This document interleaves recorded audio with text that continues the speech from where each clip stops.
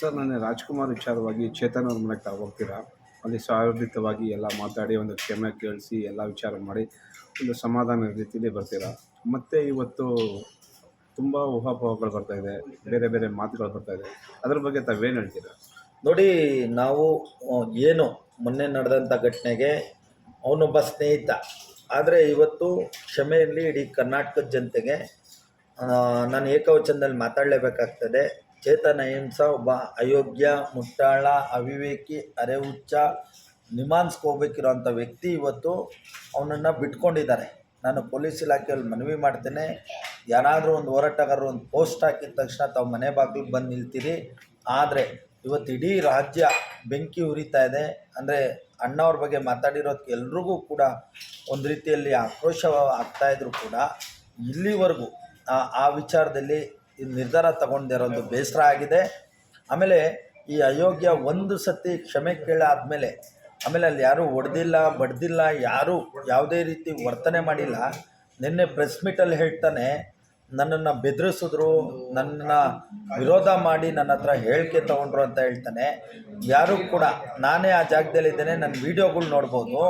ಆದರೆ ಇವತ್ತು ಹೇಳ್ತಾ ಇದ್ದೇನೆ, ನಿಜವಾಗ್ಲೂ ಅವನ ಮೇಲೆ ತುಂಬ ಆಕ್ರೋಶ ಇದೆ, ತುಂಬ ಕೋಪ ಇದೆ, ತುಂಬ ಅವನ ವಿರುದ್ಧ ನೋವು ವ್ಯಕ್ತ ಆಗ್ತದೆ. ಯಾಕೆ ಅಂದರೆ ಒಂದು ವ್ಯಕ್ತಿ ಒಂದು ವಿಚಾರದಲ್ಲಿ ಒಂದು ರೀತಿ ಯಾವ ಸ್ಟ್ಯಾಂಡ್ ತೊಗೊಂಡಿರ್ತಾನೆ ಅದಕ್ಕೆ ಬದಲಾಗಿರ್ಬೇಕು.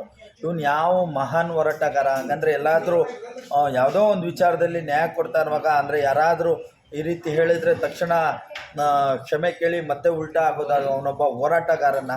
ಆಮೇಲೆ ಇವನು ಒಬ್ಬರ ಬಗ್ಗೆ ಅಲ್ಲ, ವಿಷ್ಣುವರ್ಧನ್ ಅಪ್ಪಾಜಿಯವ್ರ ಬಗ್ಗೆ ಮಾತಾಡಿದ್ದಾನೆ, ಕೆಂಪೇಗೌಡರು ಬಗ್ಗೆ ಮಾತಾಡ್ತಾನೆ, ಆಮೇಲೆ ಎಲ್ಲರೂ ಬಗ್ಗೆ, ನಾಳೆ ಗಾಂಧೀಜಿಯವ್ರ ಬಗ್ಗೆನೂ ಮಾತಾಡ್ತಾನೆ, ನಾಳೆ ಅಂಬೇಡ್ಕರ್ ಅವ್ರ ಬಗ್ಗೆನೂ ಕೂಡ ಇವನು ಮಾತಾಡೋವಂಥ ಮಟ್ಟಕ್ಕೆ ಹೋಗೇ ಹೋಗ್ತಾನೆ. ಅಂದರೆ ಇವನನ್ನು ಯಾರೂ ಕೂಡ ಬೆಂಬಲಿಸಬಾರ್ದು. ಇವನೊಬ್ಬ ಅರೆ ಹುಚ್ಚ ಇದ್ದಾನೆ, ನಾವು ನೋಡಿ ಬಂದಿರೋದು. ಯಾಕೆಂದರೆ ಅವನಿಗೆ ಯಾವುದೇ ರೀತಿ ಒಂದು ವಿಚಾರದಲ್ಲಿ ಸ್ಪಷ್ಟತೆ ಇಲ್ಲದಿರೋಂಥ ಒಂದು ವ್ಯಕ್ತಿ.